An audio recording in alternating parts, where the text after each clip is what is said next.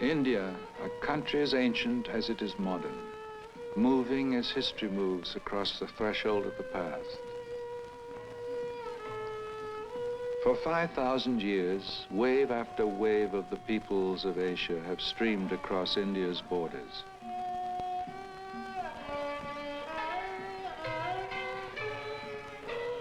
Conquerors, immigrants, soldiers, holy men and scholars.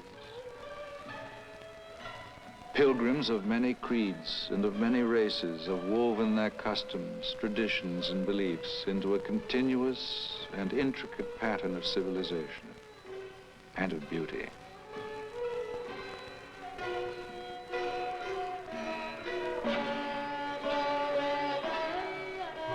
They have farmed and they have fought. They have loved and they have prayed. They have thought and they have played. They have built monuments and palaces and temples and cities. They have written poetry and they have sung songs for 5,000 years.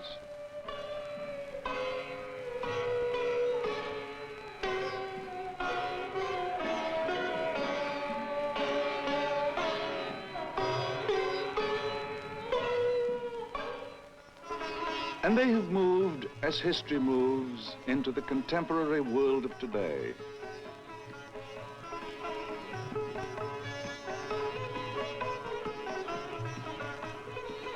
Delhi has been called the city of 7 capitals, the seat of power of 7 ancient dynasties. New Delhi is now the seat of power of India's democratic republic.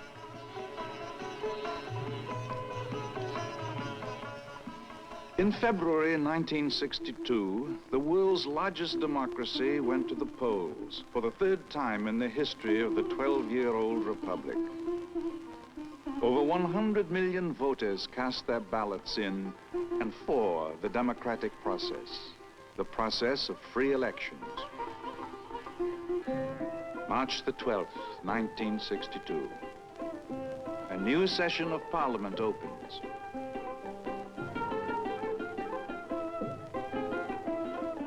Dr. Rajendra Prasad once more takes his place. The first democratically elected successor to India's past heads of state. India's first president.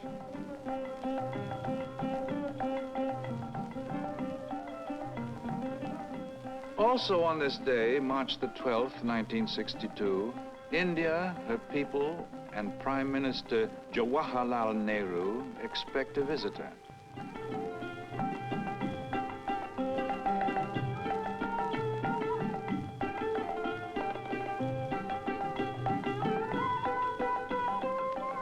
From a sister democracy 9,000 miles across oceans and continents, accompanied by the American ambassador Kenneth Galbraith, comes Mrs. Jacqueline Kennedy, wife of the 35th President of the United States, and her sister, invited guests of the Prime Minister and of his daughter.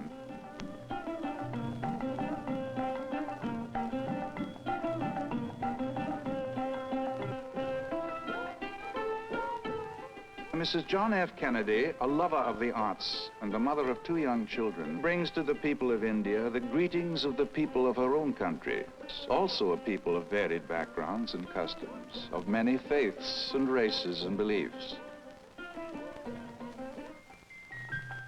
The United States Embassy in the center of New Delhi, combining modern architectural techniques and ancient Indian motifs, reflects the new world and the old, and the long-standing friendship between our countries, between the United States and India.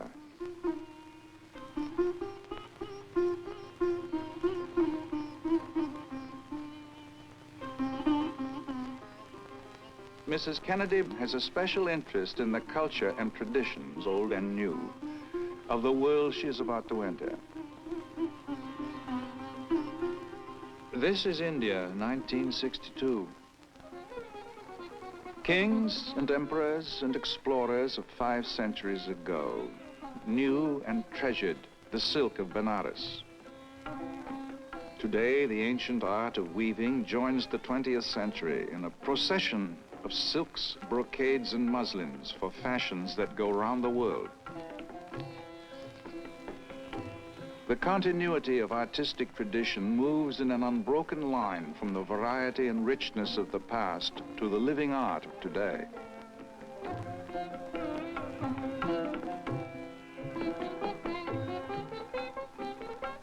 Art reaches across many barriers, makes many friends. In her own land, Jacqueline Kennedy has given a new place of importance to the American artist. Mrs. Kennedy finds in the young Indian artists who have come to meet her a welcome close to her heart.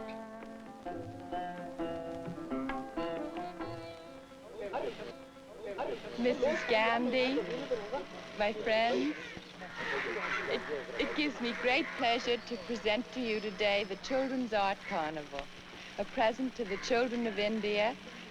I've often noticed the art of children is the same the world over.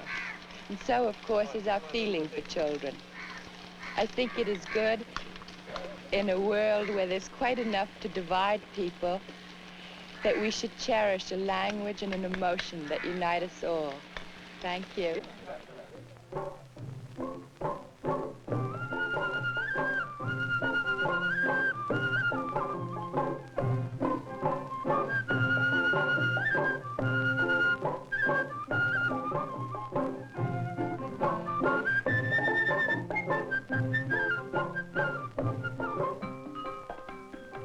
The distance from the Prime Minister's gardens in the center of modern New Delhi is measured not only in air miles to Jaipur, capital of the state of Rajasthan.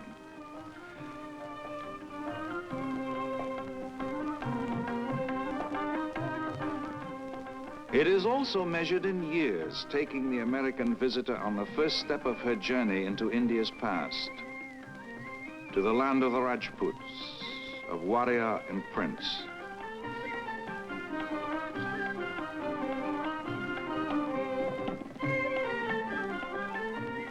Elephants and emperors have always been friends. The rocky road up the hill to the Khyber Palace was once traveled on the lumbering backs of elephants by Raja Man Singh I and his retinue of court followers 350 years ago. Alexander the Great marched his armies out of India with 200 elephants. Timur of Samarkand with nearly 1,000 a long time ago.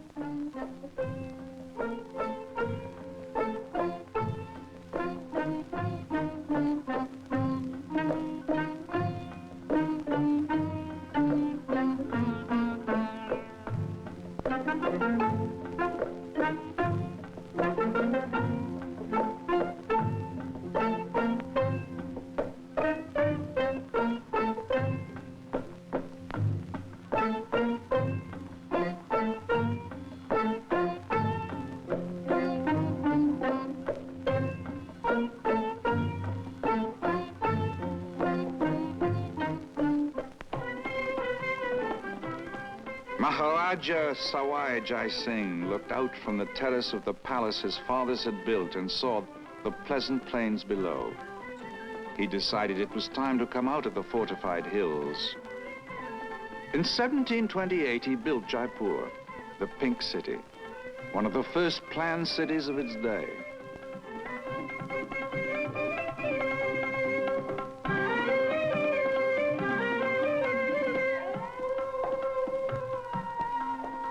No murmurs of discontent, if there were any, were allowed to reach this monarch's ears in the courtyards of the city palace or the corridors of the Hawa Mahal, the palace of the winds. Maharaja Sawai Jai Singh was a scientist. He preferred to think about the shape of the earth, the universe, and the stars. Mrs. Kennedy's journey continues back into time. Another city, another age, another monument. The year 1569.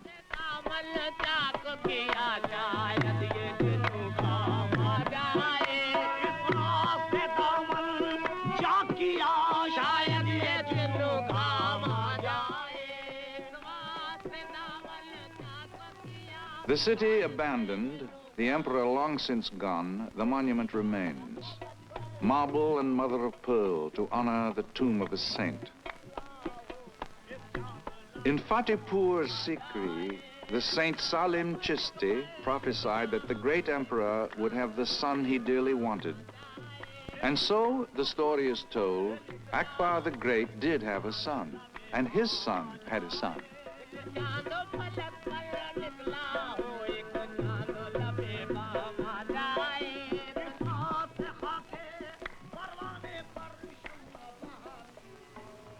The monuments of India's historical past do not, however, belong to the past. They belong to each new day and to the people who live it. To priest and to scholar, to merchant and villager, to neighbor, to stranger, to friend.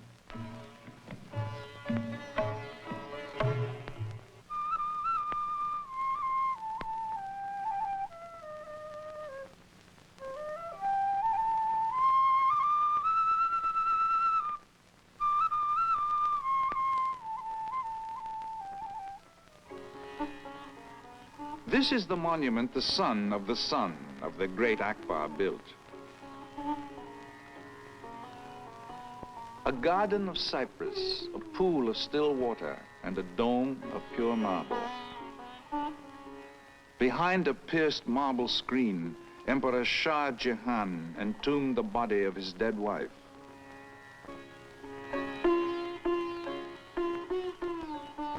Three centuries have gone by, year by year, hour by hour.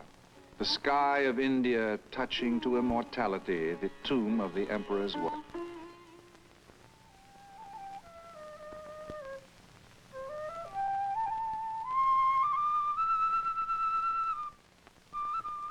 The Taj Mahal, an emperor's monument to love and to death. Benares, a people's monument as ancient as the sacred Ganges that flows along its banks. A people's monument to the life of India itself. To the holy city of temples and of minarets, to the city of the sacred river, and to nearby Sarnath, where Lord Buddha preached his first sermon more than 2,000 years ago, come millions of India's pilgrims, come India's friends.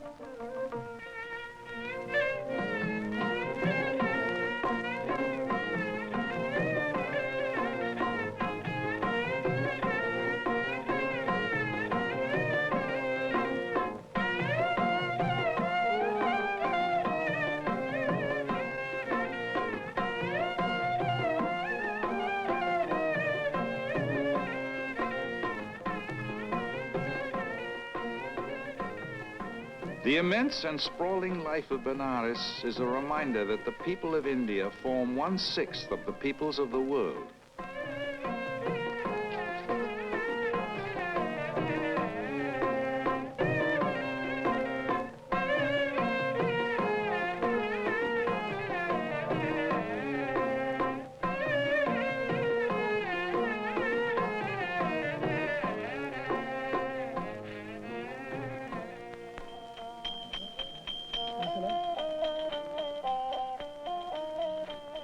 Furthest in time and in space from the start of the American journey into India.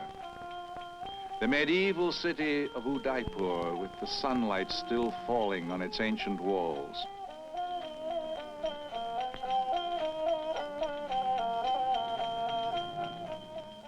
Moving towards tomorrow, the White City is already a seat of learning, and India's 5-year plan will bring further means of economic growth and modernization to its people.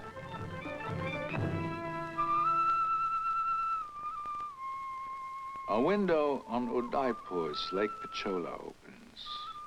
And as in many other parts of India, Mrs. Kennedy once more looks out on a changing day, on a day of legendary beauty.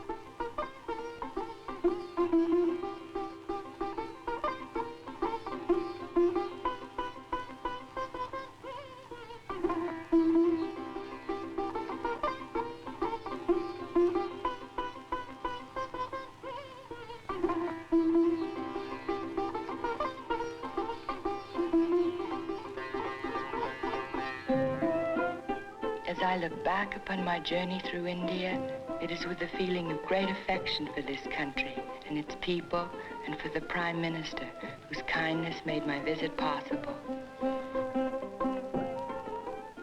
At the end of every day, I could not decide which day was the best. Each day brought new experiences, new friends, and a new welcome.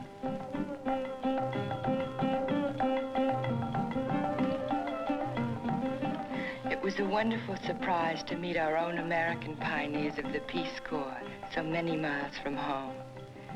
Going the unknown ways, in my husband's words, requires many gifts of character and a confident vision of the future.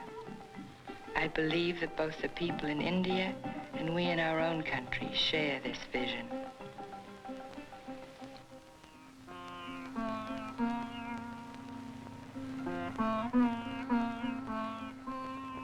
For the gentleman who went his way softly, no marble or ivory monument is needed. Strong in spirit as he was frail in body, Mahatma Gandhi's memorial is in the hearts of his people and in the thoughts of those everywhere who seek to maintain freedom and to secure peace.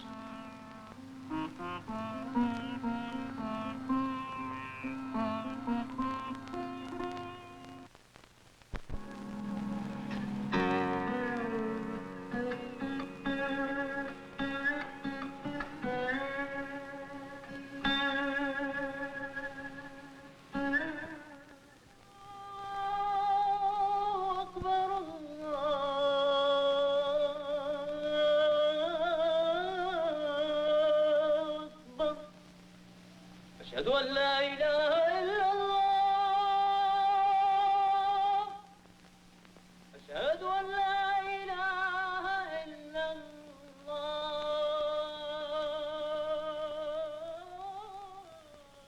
The unity of God, the oneness of the universe, the brotherhood of man. The age-old articles of faith of the people of Islam have begun to acquire new meaning today in the life of the young nation of Pakistan, a national homeland for the Muslim people. Inheritors of a tradition and a culture whose roots go deep into the ancient past, Pakistanis look to their faith to guide their nation's future. The future of any nation, young or old, lies with her children.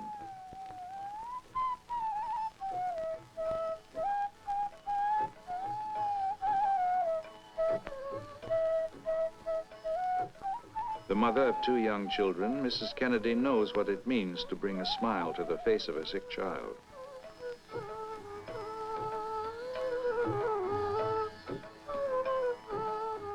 Among the gifts she has brought from the United States to Jinnah Hospital, not the least is Mrs. Kennedy's own delight in making a new young friend. Never far from Pakistan's hope for the future are her memories of the past. Through the ancient streets of Peshawar, gateway to Pakistan's northwest frontier, Mrs. Kennedy follows the route history followed. Kissa Khani, the bazaar of the storytellers, for centuries a meeting place of soldier and tribesman, of merchant and scholar on their way down the long stretch of perilous road from the mountain reaches of the Khyber Pass. Descendants of the tribesmen of old still guard the bleak approaches to the pass.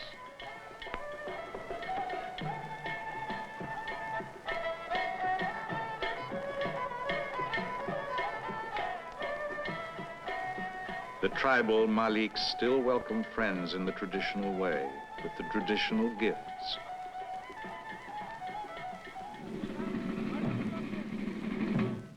The Khyber Rifles, historical defenders of the fertile valley of the Indus, of the land below the mountains.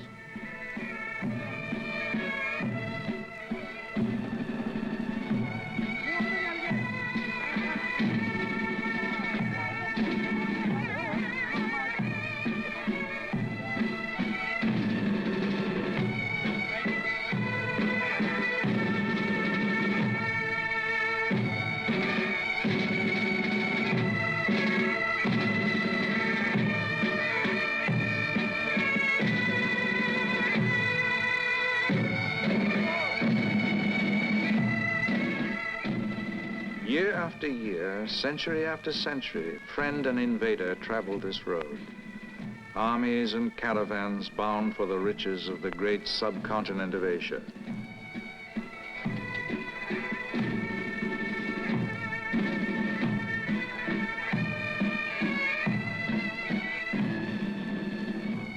Darius the Great, Alexander of Macedonia, Genghis Khan, Timur of Samarkand swept down across these mountains.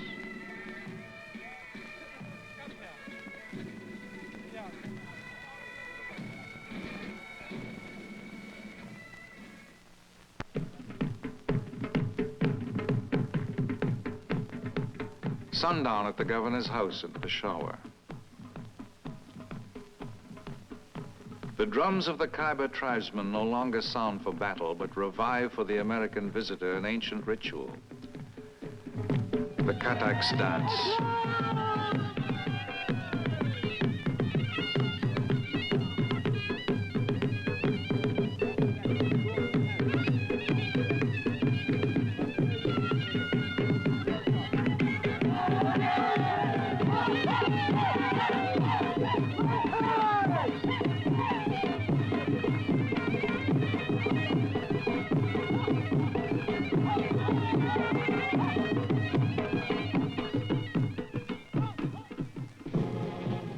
The pomp and ceremony of another day now mark the opening of a modern ritual, celebrating a young tradition in the ancient city of Lahore.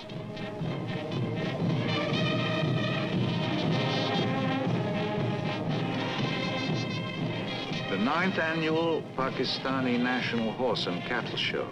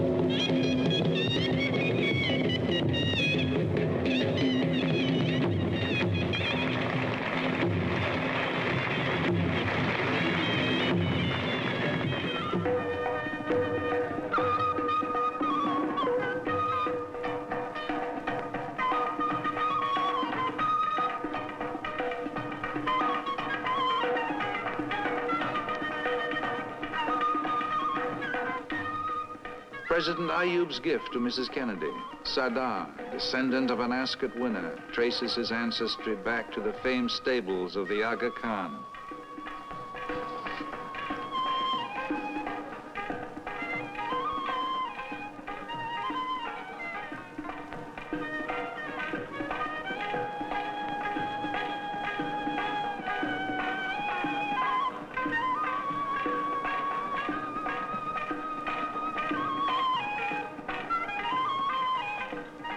A gift from the President and the people.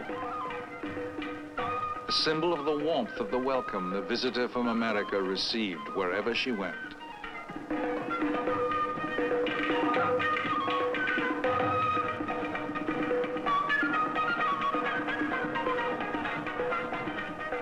From Lahore to Rawalpindi, from Peshawar to Karachi.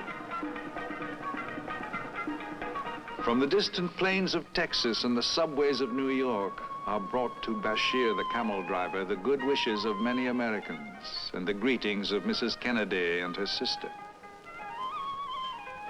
Bashir has his own contribution to make to Mrs. Kennedy's visit to Pakistan.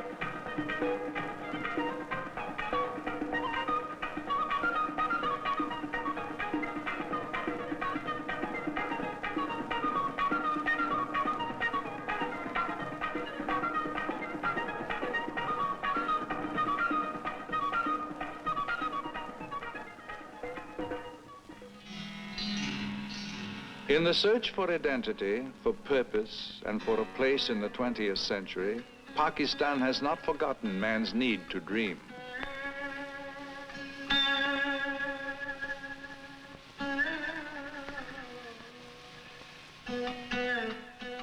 Over 300 years ago, the Shalimar Gardens brought repose to a Mughal emperor.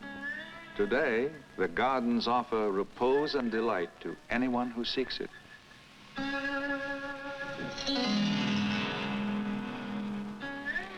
I must say, I'm profoundly impressed by the reverence which you in Pakistan have for your art and for your culture, and for the use which you make of it now. My own countrymen, too, have a pride in their traditions. So I think, as I stand in these gardens, which were built long before my country was born, that that's one more thing that binds us together, and which always will.